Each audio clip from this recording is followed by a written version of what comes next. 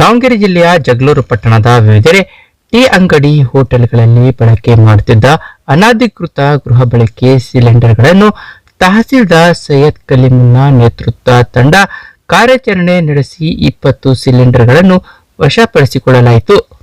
ಇದೇ ವೇಳೆ ತಹಸೀಲ್ದಾರ್ ಸೈಯದ್ ಕಲೀಮುಲ್ಲಾ ಮಾತನಾಡಿದವರು, ಪಟ್ಟಣದ ಚಳ್ಳಕೆರೆ, ಬಿದಿರ್ಕೆರೆ ರಸ್ತೆ, ಬಸ್ ನಿಲ್ದಾಣ ಸೇರಿದಂತೆ ವಿವಿಧೆಡೆ ಅನಧಿಕೃತವಾಗಿ ಬಳಕೆ ಮಾಡುತ್ತಿದ್ದ ಗೃಹ ಬಳಕೆ ಸಿಲಿಂಡರ್ಗಳನ್ನು ಪತ್ತೆ ಹಚ್ಚಿ ವಶಪಡಿಸಿಕೊಳ್ಳಲಾಗಿದೆ. ಕಳೆದ 15 ದಿನಗಳ ಹಿಂದೆ ಗೃಹ ಬಳಕೆ ಸಿಲಿಂಡರ್ಗಳನ್ನು ಟೀ ಅಂಗಡಿ, ಹೋಟೆಲ್ನಲ್ಲಿ ಬಳಕೆ ಮಾಡುವಂತೆ ನೋಟಿಸ್ ನೀಡಲಾಗಿತ್ತು.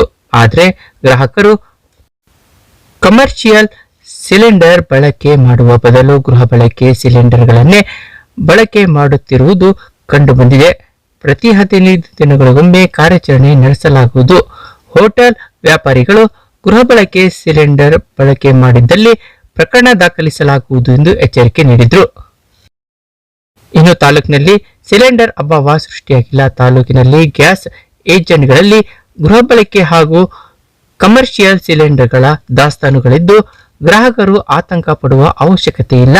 ಸಿಲಿಂಡರ್ ಪೂರೈಕೆ ಮಾಡುವ ಬಗ್ಗೆ ಏಜೆಂಟ್ಗಳು ಕೃತಕ ಅಭಾವ ಸೃಷ್ಟಿಸಿ ಸಿಲಿಂಡರ್ಗಳನ್ನು ನಿಗದಿತ ದರಕ್ಕಿಂತ ಅಧಿಕ ದರದಲ್ಲಿ ಮಾರಾಟ ನಡೆಸುತ್ತಿದ್ದಾರೆ.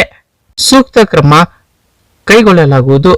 ಕಮರ್ಷಿಯಲ್ ಸಿಲಿಂಡರ್ಗಳ ದಾಸ್ತಾನುವಿದ್ದು ಹೋಟೆಲ್ ವ್ಯಾಪಾರಿಗಳು ಕಡ್ಡಾಯವಾಗಿ ಕಮರ್ಷಿಯಲ್ ಸಿಲಿಂಡರ್ಗಳನ್ನೇ ಬಳಕೆ ಮಾಡಬೇಕು. ತಾಲೂಕಿನಲ್ಲಿ ಸಿಲಿಂಡರ್ ಅಭಾವ ಸೃಷ್ಟಿಯಾಗಿಲ್ಲ ಎಂದು ಮಾಹಿತಿ ನೀಡಿದರು. ಈ ಸಂದರ್ಭದಲ್ಲಿ ಆಹಾರ ಶಾಖೆಯ ಶಿವಪ್ರಕಾಶ್, ಆರ್ಐ ಕೀರ್ತಾಂಜನೇಯ ಸೇರಿದಂತೆ ಮತ್ತಿತರರಿದ್ದರು.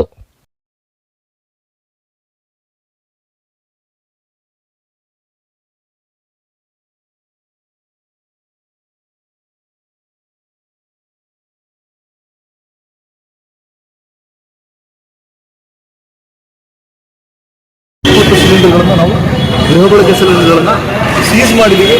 ಅದಾದಮೇಲೆ ಅವರಿಗೆ ಕಮರ್ಷಿಯಲ್ ಸಿಲಿಂಡರ್ಗಳನ್ನು ಮಾತ್ರ ಯೂಸ್ ಮಾಡಿ ಅಂತಲೂ ಸಹ ಎಚ್ಚರಿಕೆ ಕೊಡ್ಬಂದಿದೆ.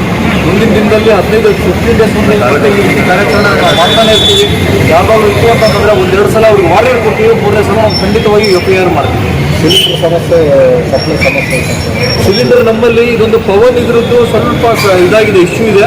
ಅವರಿಗೂ ಸಹ ನಾವು ಮಾನ್ಯ ಜಿಲ್ಲಾಧಿಕಾರಿಗಳಿಗೆ ಖುದ್ದು JD ಅವರಿಗೆ ಗಮನಕ್ಕೆ ತಂದಿದ್ದೀವಿ.